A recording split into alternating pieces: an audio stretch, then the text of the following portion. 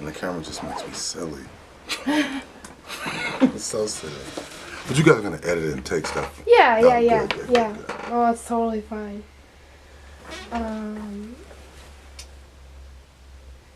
Okay. So, first, can you just describe your position, like, with 482 Forward? Like, what's your role? Am I on camera yet? Yeah, but this is just for me, so I can Oh, know okay. for sure which questions to ask you. I serve as the chairman of the board of directors for 482 Forward. I'm very involved in 482 Forward. Whenever we have an action, I would say 80% of the time I'll be at that action, be it lobby day, going to Lansing, or whatever it may be. I find my place to get in there. Okay. I don't want to be left out of the fight. No. Okay, so what impact has 482 Forward helped you make? Repeat the question? Oh, and I will ask you to repeat the question. Okay. So what impact has 482 helped you make? 482 has added purpose to my life. 482 Forward is it's like family for me. My wife, she's an organizer, and she leads the fact team, the research arm of 482 Forward. And my kids are on the youth collaborative, so it's like a family thing for us. This work, it's not just something to do from 9 to 5 through the week. This is our lifestyle. Every single day, every opportunity we have to talk about the miseducation, the shutting out of parents' voices, all of these things, the systematic change that needs to take place. These are parts of our everyday life. Like today, I went up to my old job. It's a high school, private school here in Detroit. And I love that place, but I had to leave that place for my list of reasons. But what people ask me now is like, how is the community work coming, Mr. Clark? What's going on? And I always lead out, the fight is still the same. I want equal and equitable education for all kids, not just Detroit, but period.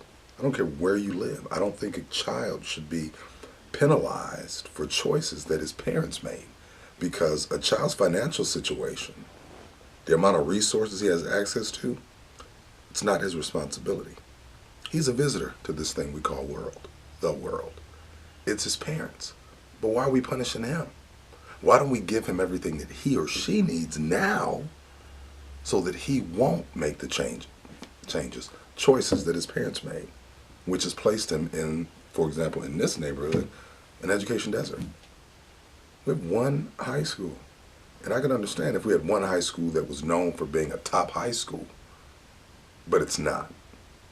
And it's really sad when the kids realize that there are systemic issues that are preventing them from getting and obtaining the education that they know they deserve. They may not understand that this is what they need, but they know that what they're getting is not where it's at.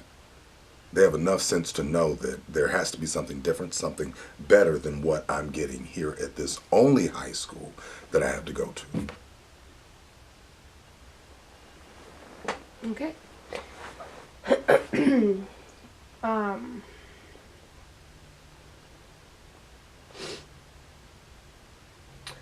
Why do you think people outside of Detroit should care about what happens here? Why should they? Mm-hmm.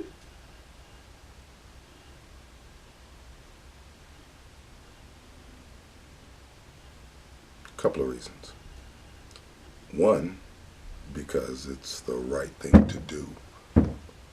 Knowing that there's a population that's suffering away from you does not excuse you from, I don't know how to say this or if it's right, but the responsibility of just caring for people in general.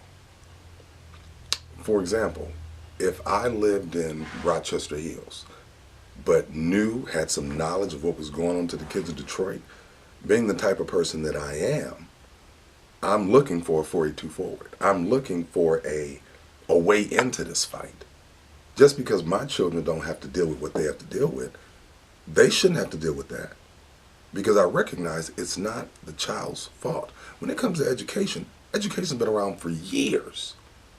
This thing we call education has been around for years. These kids haven't. They're being forced to deal with what's presented to them. That's not right. People should want, and this is just my opinion, they should want great things for all kids, not just their kids. And I think that's a big issue that we have in our society. We just care about what's right here close to us, things that directly affect us. And a lot of times we don't begin to fight until it directly affects us. And it shouldn't take that. You should see what's happening, and you should see that, guess what? It's going to reach you. Like when all the schools shut down in Detroit, I'm sure that there were people outside of Detroit said, oh, that's really sad what's going on down there, but it's not me. I can't do anything about it. But then a couple years later, now you're starting to hear chatter in your school district, like they're thinking about shutting down my son's school.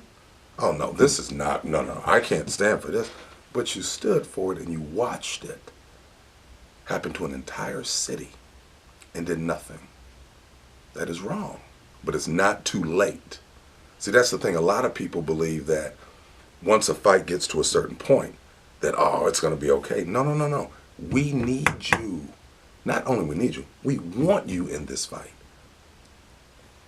People, the powers that be will not listen to one person. They might not listen to two.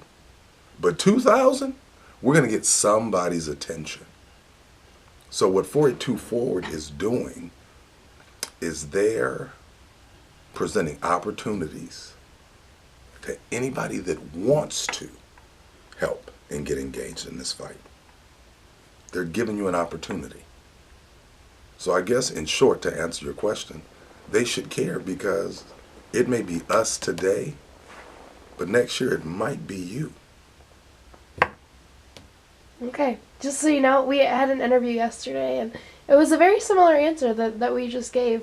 Like, it's us today, like you said, but who knows who it's going to be tomorrow. Exactly. So, yeah. And as a social work major, that really speaks to me. That's what's up. And a product of DPS. Go ahead, girl. I graduated from Cass. Smarty pants, too. Uh-oh. Yep. Why should parents, students, and residents have a say in education policy? Let's see. Why should parents, students, you said community, Yeah, residents. have a say in education policy? We have a saying at 482 Forward. Nothing about us without us. I have a question. How can anyone not connected to my situation help me out of my situation without my input? For example, how can someone in Lansing speak to the daily goings-on in my son or daughter's school? How can they speak to their educational experience? They have no knowledge of it. And coming down for one day will not necessarily open your eyes. All they see, no, I'm not going to say that. I'm not going to say all they see, because I can't speak to what they see.